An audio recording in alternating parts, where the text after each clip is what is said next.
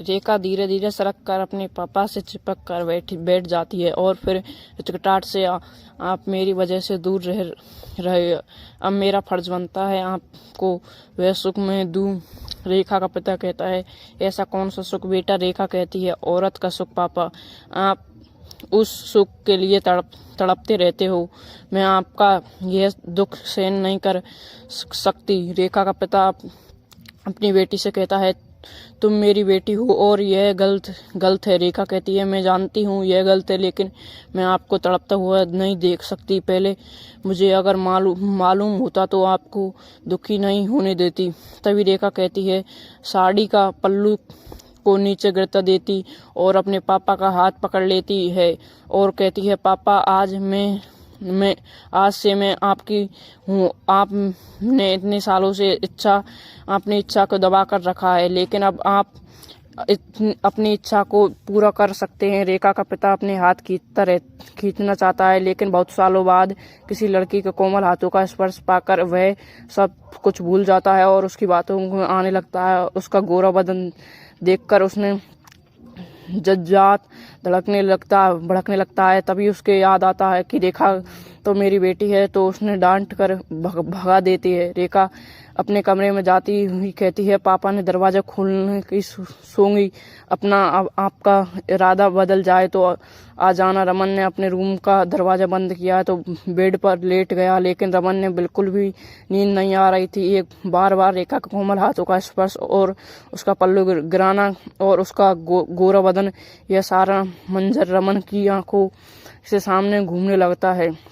आधी रात तक पूजा का पिता बदलता रहता है और सोने की कोशिश करता है, लेकिन हार कर वह धीरे से अपनी बेटी के कमरे में चला जाता है और फिर थोड़ी ही देर में दोनों बाप बेटे एक एक करके सारे कपड़े। हेलो दोस्तों, स्वागत है आप सभी का हमारी एक और रोमांचक कहानी। मैं उम्मीद करती हूँ आपको यह कहानी बेहद पसंद आएगी। दोस्तों, रमन नाम का आदमी अपनी फैमिली के साथ जयपुर में रहता था। उसकी उम्र 40 साल के आसपास थी। रमन पैसों से रिटायर्ड टीचर था। रमन दिखने में कुछ खास ही था, लेकिन पैसों के उसके पास कोई कमी नहीं थी। रमन ने घर में सिर्फ 2 ही लोग रहते थे, रमन और उसकी बेटी रेखा। 9 साल पहले रमन की पत्नी और उसके बेटे की दुर्घटना में मौत हो गई थी और फिर रमन ने दोबारा शादी नहीं की थी। अपनी पत्नी मौत के बाद रमन बिल्कुल बिखर गया था। रमन ने अपनी जवानी में ही अपनी पत्नी को खो दिया था। जब उसकी पत्नी की मौत हुई तो तब रेखा महज 4 साल की थी। अब रेखा की जिम्मेदारी रमन पर आ चुकी थी और रमन ने अपनी बेटी रेखा को बड़े ही लाड प्यार से पाला और पोसा था। धीरे धीरे बीतते गए और अपनी बेटी भी दिन दिन बड़ी होती चली गई। जब रेखा 14 साल की होती तो उसकी अब जवानी रंग बिखरने लगा तो रेखा देखने में बहुत खूबसूरत होती जा रही थी। रेखा का जिस्म दिन बदन उभरता जा रहा था और रेखा एक कदम जवान लड़की बन चुकी थी, जिससे लेकर हर कोई उसके पास अपना बनाने का चाहता रखता था। रेखा बिल्कुल अपनी मम्मी पर गई थी। रेखा पढ़ने में कम ही ध्यान देती थी, ज्यादातर फोन में ही व्यस्त रहती थी और फोन पर हर तरह की वीडियो देखती थी। रमन ने अपनी बेटी को किसी भी चीज का पाबंदी नहीं लगाई। रेखा के मन में जो आता वो करती थी। रेखा ज्यादातर जिस टॉप या जींस शर्ट पहनती थी और जींस के साथ जब हाई हील के सेंट पहनती तो एक कदम उसमें की पर लगती थी। रेखा छोटी सी उम्र में ही 18 साल की लगने लगी थी और उसका भरा हुआ शरीर, उसके गोरा बदन के जिसे देखकर अपने पिता की उसी भाषा में जलने लगा। यह बात 1 साल पहले की, जब रमन एक दोस्त उसके मिलने के लिए उसके घर आ गया था। रमन ने उसका दोस्त रूम में बैठकर बातें करने लगते। बातें में रमन की बीवी जानवी की थी। बात ही होने लगी। रमन का दोस्त उसे पूछने लगा कि तुमने शादी क्यों नहीं करी? तब रमन कहता है, रेखा की वजह से नहीं, क्योंकि मालूम दूसरी बीवी की कैसी होगी और उसके साथ कैसा सलूक करेगी, वो पता नहीं। मेरी बेटी के प्यार करेगी भी या नहीं। फिर उसका दोस्त रमन से पूछता है कि आपकी पत्नी को गए हुए कितने साल हो गए, तो क्या आपका मन नहीं करता मैं भी किसी औरत के साथ अपनी इच्छाओं को पूरा करूं? तभी रमन कहता है कि दिल तो बहुत करता है और सारी रात जागता रहता हूं। दिल तो बहुत दर्द होता है, लेकिन रेखा के सामने जारी नहीं होने देता। अंदर से बहुत दुखी हूँ, लेकिन रेखा के सामने खुश रहता हूँ। उसका दोस्त कहता है कि किसी बेसिया गर्ल्स के पास क्यों नहीं चले जाते, उसके पास जाकर अपनी इच्छा को पूरा कर लो। तभी रमन कहता है कि कॉल गर्ल के पास जाने के बेहतर के घर पर ही ठीक हूँ, क्योंकि उनके पास जाने के कोई बीमारी की भी लग सकती है। अगर किसी को मालूम होता तो रेखा बहुत दुख होगा, लेकिन रमन ने यह मालूम नहीं था कि रेखा यह सारी बातें चुप चुप कर सुन रही थी। पूजा अपने पिता की बातें सुनकर हैरान हो जाती थी और मन ही मन में सोचती कि मेरे पिता मम्मी के बिना कितने दुखी और परेशान है। रेखा अपने मन में सोच लेती थी कि मैं अपने पिता की हर ख्वाहिश को पूरी करना चाहूँ, मुझे भी यह करना पड़े। रेखा पिता रात को खाना खाकर अपने रूम में चला जाता और रूम में बैठकर किताब पढ़ रहा था। थोड़ी देर उसके बाद उसकी बेटी रेखा अपने पिता के कमरे में दूध लेकर जाती और पूजा ने उस रात अपनी मम्मी की लाड साड़ी पहनी हुई थी, जो उसके पिता को बहुत पसंद थी। पूजा की मम्मी अब शादी की पहली साल गृह पर वह लाल साड़ी पहनकर अपने पति के सामने आई थी, जिसे देखकर उसका पति बहुत खुश हुआ था और उसने अपने पति को उस रात बहुत वे सारे दुख दिए थे जो हर औरत अपने पति से चाहती है। आज रेखा गलती से अपनी मम्मी की साड़ी पहनकर अपने पिता के सामने चली जाती है और अपने पल्ले रेखा का पैंट साफ दिखाई दे रहा। उसका ब्लाउज पीछे से खुला हुआ था और आगे से गला बहुत गहरा था। ब्लाउज के पीछे सिर पर लास्टिक की थी, 2 बारीक पट्टियां थी और आगे से पूजा का पूरा बाजू साफ सफाई दिख रहा था। पूजा ने उसकी साड़ी में देखकर एक बार तो रमन ने लगा कि उसके सामने उसकी बीवी खड़ी है। उस दिन रमन अपनी बेटी के बदन को गौर से देखता है। वह बिल्कुल अपनी मम्मी पर गई थी। रेखा अपने पिता के सामने खड़ी थी, लेकिन अब रमन को वो अपनी बेटी नहीं बल्कि बीवी लग रही थी। रमन अपने पिता को बेड पर बैठ जाती है और कहती है, क्या सोच रहे हो पापा? तभी रमन कहता है, कुछ नहीं, बस ऐसे ही कुछ याद कर रहा था।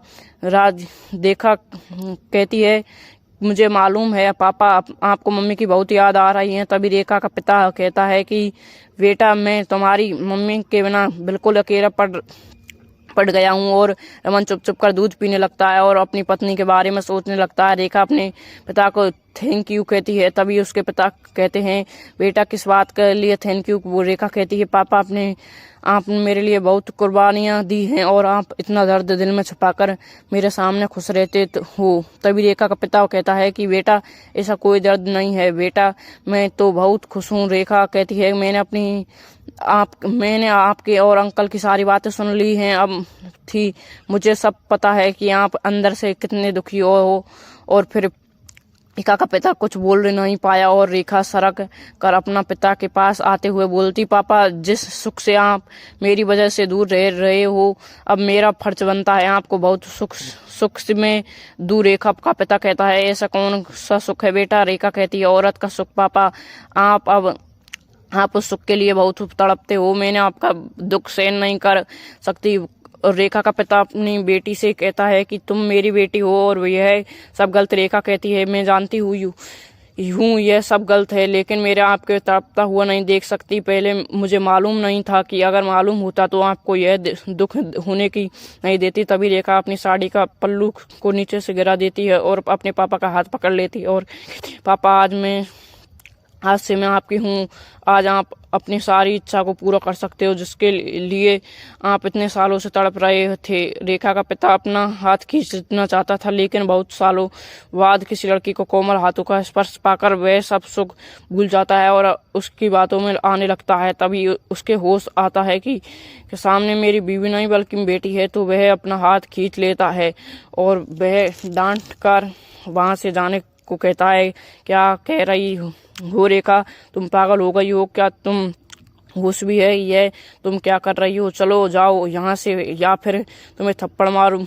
जाते जाते रेखा कहती है, मेरे रूम का दरवाजा खुला है, अगर दिल करे तो आ जाना। रेखा का पापा ने अपने रूम का दरवाजा बंद कर लिया और बेड पर लेट गया। रमन के बिल्कुल भी नींद नहीं आ रही थी। बार बार रेखा कोमल हाथों का स्पर्श और उसका पल्लू गिराने और उसके गोरा बदन उसे याद आ रहा था। आधी रात तक रेखा का पिता करवट बदलकर सोने की कोशिश कर रहा था, लेकिन वह फिजूल रहा था। अब रेखा के पिता के अंदर सारी इच्छाएं जागने लगी। रेखा का पिता अपने रूम में उठकर रेखा के रूम में आ जाता है। रेखा वहीं साड़ी पहनी लाइट जलाकर सो रही थी। साड़ी का पल्ला साइड पर गिरा हुआ था और वह बाई तरफ करेट लेकर लेटी हुई थी। दूधिया लाइट में उसका वजूद शीशे की तरह चमक रहा था। उसके बदन का नजारा देखकर उसके पिता का मन उसकी जवानी में भरपूर आनंद लेना चाहता था और उसके पीछे से चिपक कर लेट जाता है। और रेखा अपने पिता के हाथों का स्पर्श पाते हुए बोलती है, मुझे मालूम था कि पापा आप जरूर आओगे। तभी उसका पिता कहता है, मुझे रहा नहीं गया बेटा। बहुत सालों बाद किसी लड़की के बदन को हाथ लगाया। पूजा ने कहा, आपको जो चाह कर सकते हैं पापा। फिर कुछ ही देर में दोनों सारी मर्यादाओं को भूलकर एक दूसरे में समझ आते हैं। उस रात पिता और बेटी दोनों मिलकर एक साथ बाप बेटी के रिश्ते को दागदार बना देते हैं। तो दोस्तों, किसी भी लड़की को अपने पिता के साथ ऐसा नहीं करना चाहिए था और पिता को भी सोच समझकर फैसला करना चाहिए था। वैसे आप लोगों की क्या राय है, हमने कमेंट में जरूर बताएं। वीडियो अच्छी लगी तो लाइक करें और शेयर करें, सब्सक्राइब करें। धन्यवाद दोस्तों। यह छोटी सी कहानी बाप और बेटी की है। प्लीज इस कहानी में लास्ट तक जरूर सुनिए। एक घर में एक बेटी ने जन्म लिया। जन्म होते ही माँ का स्वर्गनाश लिए रिश्तेदारों ने लड़की को जन्म से ही ताने मारने शुरू कर दिए कि पैदा होते ही माँ को खा गई। मन होश कई कि पर बाप ने अपनी बेटी को कुछ नहीं कहा। उसका पालन पोषण शुरू कर दिया, खेतों में काम करना और बेटी को भी खेत ले जाता, काम भी करता और भागकर बेटी को भी संभालता। रिश्तेदारों ने बहुत समझाया कि दूसरा विवाह कर लो, पर बाप ने किसी भी नहीं सुनी और पूरा ध्यान बेटे की ओर रखा। बेटी बड़ी हुई, स्कूल गई, फिर कॉलेज, हर क्लास में फर्स्ट आई। बाप बहुत खुश होता, लोग बधाइयां देते। बेटी अपने बाप से साथ खेत में काम करवाती, फसल अच्छी होने की लगी। रिश्तेदार यह सब देखकर चिढ़ने लगे थे। जो अपने मनहूस कहते थे वह सब चिढ़ने लगे। लड़की एक दिन अच्छा पढ़ लिख कर पुलिस में एसपी बन गई। एक दिन किसी मंत्री ने उसके सम्मानित करने का फैसला लिया और समारोह का बंदोबस्त करने के आदेश दिए। समारोह उनके ही गांव में रखा गया था। मंत्री ने समारोह में लोगों की समझा कि बेटा और बेटी में फर्क नहीं करना चाहिए। बेटी भी वह सब कर सकती है जो एक बेटा कर सकता है। भाषण के बाद मंत्री जी ने लड़की को स्टेज पर बुलाया और कुछ कहने के कहा। लड़की ने माइक पकड़ा और कहा, मैं आज जो भी कुछ हूँ अपने बाबुल यानी कि अपने पिता की वजह से हूँ, जो लोगों के ताने सहकर भी मुझे यह तक लेकर आए और मेरा पालन पोषण के लिए 3 रात तक एक कार में दिया था। उन्होंने मैंने माँ नहीं देखी और ना ही कभी पिता को कहा माँ कैसी थी, क्योंकि अंदर में पूछती तो बाप को लगता कि शायद मेरे पोषण में कोई कमी रह रही।